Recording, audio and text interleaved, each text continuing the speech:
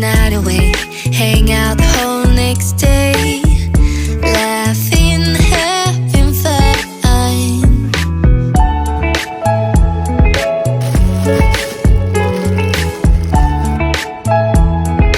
Narating ko lang galing ng bahay. So ngayon, mag-grocery haul tayo gamit itong ating GoPro. Pero hindi pa ako nakakapag edit ng ating video para sa last time na nag-video ako gamit yung GoPro. Ito yung pangalawang beses ko nang gagamitin itong camera. Pero yun, hindi pa ako nakakapag-edit kasi check ko pa kung paano ako mag-edit kasi parang syempre hindi pa tayo expert pagdating sa editing. Kasi pag gumamit ka pala ng GoPro na camera, kailangan meron din silang sariling editing app na kung saan doon ka mag-edit ng lahat ng videos na gagawin mo. So, ayan. So, ngayon, mag-grocery haul lang tayo saglit. Kasi mamaya-maya, pipick upin na rin namin si Sik sa activities niya. So, oras dito is around 3:30. 3:30 na po ng hapon. But yeah, guys. Around what time are we gonna pick up Sik, Papa? Mainit dito. Ang ganda ng weather. For today, maganda yung panahon, guys. Tingnan nyo. Tsaka mainit. Pakita ko lang sa inyo, mabilisan yung grocery haul natin. So, bumili ako ng macaroni kasi by Saturday, pupunta dito yung kaibigan ko. So, gagawa daw siya ng magluluto daw siya ng kalabasa na ginataan. Bumili ako ng macaroni kasi balak kong gumawa ng macaroni salad. Pinoy macaroni salad. Tapos, penny na pasta. Dalawa na ring, parang Nestle cream to. Pero iba yung brand niya. So, it's Melrose. Bumili rin ako ng isang pack ng cheddar cheese, isang pack ng croissants, and then, itong bread na to, nasa 1 euro and something lang to. So, pero lahat ng mga bread doon, parang malapit na siyang mag-expire, guys. So, ito, hanggang 18 lang to. Hanggang 18 October lang to. So, ngayon 16 na tayo, guys. So, ilang araw na lang. And then, bumili rin ako ng prutas. Ano ba itong tawag nito? Blueberries para kay Sik. And then, gatas. Kasi gusto ko talagang bumili ng gatas doon sa Aldi. Kasi mura lang ang gatas nila. It's full milk. Tapos, whereas sa Spar ako bibili. Namamahalan ako sa Spar kasi isang 1 liter ng nila milk is maabot na siya, guys, ng nearly 1 euro.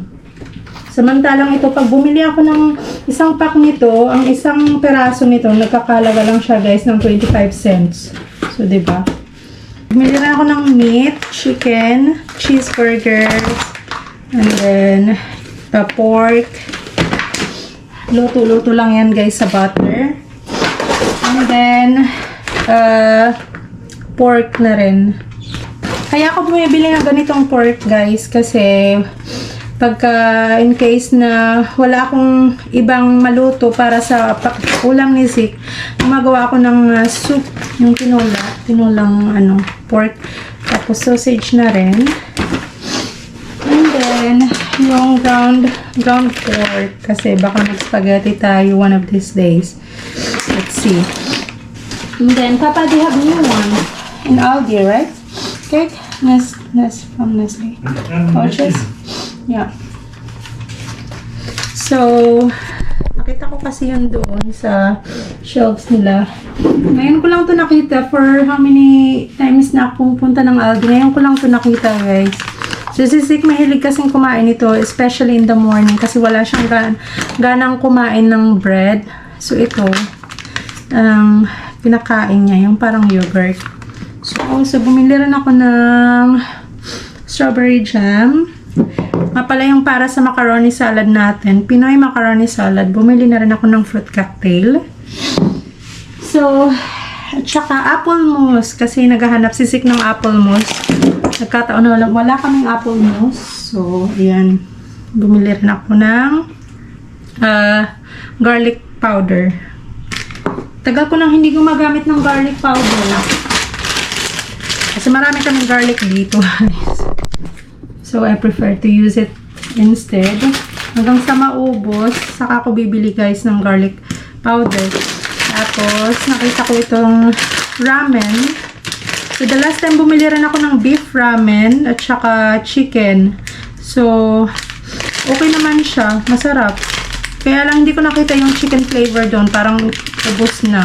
Ito na lang ang available nila, yung beef. At saka, I also bought potatoes. €4 something. 2.5 kilos. Sana nga yung receipt ko. Nilagay ko po dito sa yung receipt na check natin yung potatoes. Magkano yung potatoes? 9 cents. Before, for €4, it's 5 kilos. Look, no. You know what? It's 4 kasi it's promo 29%. I get a €1 discount. A €1.69 discount. So it's like €4. €4 ang nito price for 2.5 kilos. Alam niyo kung magkano lahat ng total amount na binayaran ko? Nasa siya guys? Nasa €58. €58. Yeah, for all these things, so papakita ko sa inyo guys. Ayan guys, lahat ng pinamili ko, ito siya kadami for almost €60. So, meron na tayong patatas, mga meat. Ayan, pang 1 week na yan na meat. Baka nga, masobra pa yan sa marami pa kaming magiging leftover nito. Kasi tingnan nyo guys, yung sausage natin is nasa 6 na peraso. So, yeah. Ayan, pasta, 2 packs, tinapay. So, ayan. Sulit ang ating 58, 60, nearly €60 na budget for a week.